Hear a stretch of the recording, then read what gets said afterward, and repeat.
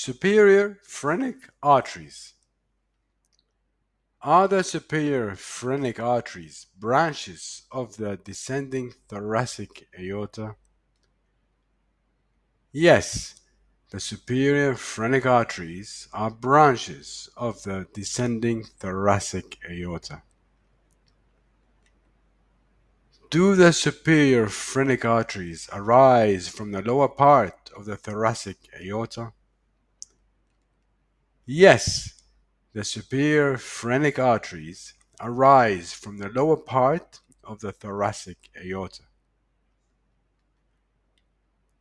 Do the superior phrenic arteries supply the upper surface of the diaphragm? Yes, the superior phrenic arteries supply the upper surface of the diaphragm. Do the superior phrenic arteries anastomose with the musculophrenic and pericardiacophrenic arteries? Yes, the superior phrenic arteries anastomose with the musculophrenic and pericardiacophrenic arteries.